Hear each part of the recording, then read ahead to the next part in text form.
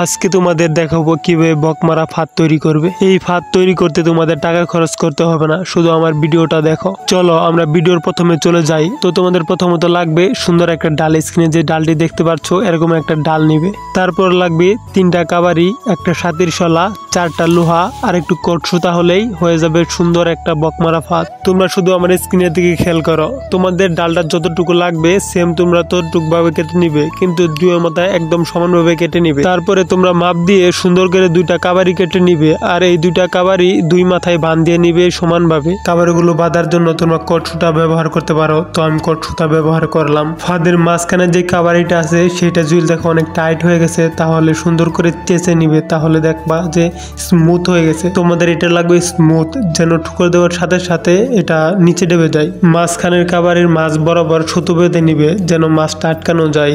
তো তোমরা এখানে সুতাও ব্যবহার করতে পারো, আর যদি যে গুইনা ব্যবহার করবা তাও ব্যবহার করতে পারো। তোমাদের যেটা মন চায় আর কি, মাছ যেন আটকে এরকম ভাবে একটা বাদ দিবা। আমাদের ফাঁদ প্রায় বানানো শেষ। এখন আমাদের প্রয়োজন হবো 4টা লোহা।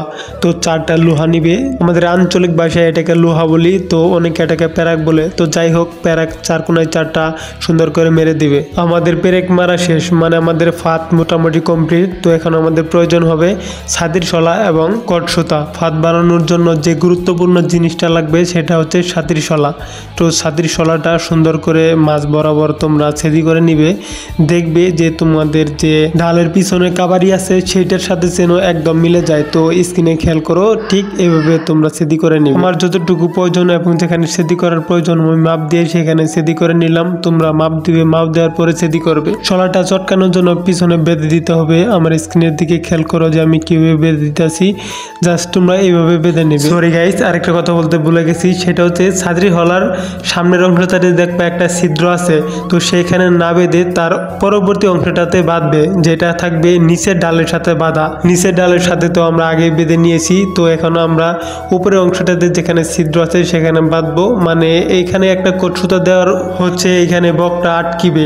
দেখো আমি কিভাবে এখানে বেঁধে নিয়েছি, তোমরা এভাবে বেঁধে নিবে। তারপরে কিভাবে আটকিবে সেটা তোমাদের একটু পরেই দেখাচ্ছি। আমাদের ফাঁদ বানানো কমপ্লিট। এখন তোমাদের প্রয়োজন হবে ছোট্ট একটা কাঠি, যেটার মাধ্যমে ফাঁদটাকে আটকানো যাবে। ছাতির শলার যে ছিদ্র অংশটা আছে যেখানে আমরা সুতা বাদ দিলাম, তো ওই সুতার একদম লাস্ট বরাবর আমরা একটা বাদ দিয়ে নিব, যেন ওইখানে ফাঁদটা আটকানো যায়। আমাদের ফাঁদ কিন্তু কমপ্লিট। এখন তোমরা দেখো ফাঁদটা কিভাবে তোমরা তৈরি করার পরে পাতিবে। তো এটাই তোমাদের এইখানে দেখানো হচ্ছে। দেখো, ফাঁদ আটকানোর জন্য চারপাশে যে লোহা 4টা দিয়েছিলাম, সেই 4টা লোহার সাথে তোমরা সুতোগুলো সুন্দর করে আটকে দিবে। তো একটা কথা বলি, দেখো আমি কিন্তু প্রফেশনাল ইউটিউবার না, আমি টুকটাক ইউটিউবে কিছু একটা করার চেষ্টা করতেছি।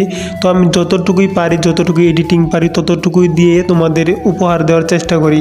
তো ভিডিওর মাঝখানে যদি কথাবার্তা বা কোনো কিছুতে যদি ভুল হয়ে থাকে নিজ গুণে ক্ষমা করে দিবে। সবার কাছে ছোট্ট একটা রিকোয়েস্ট থাকবে, আমাদের ইউটিউব চ্যানেলটি সাবস্ক্রাইব করে আমাদের সাথে থাকবে। আজকের ভিডিও এই পর্যন্তই। সবাই ভালো থাকো, সুস্থ থাকো। সবার সাথে দেখা হবে আবার কোনো নেক্সট ভিডিওতে।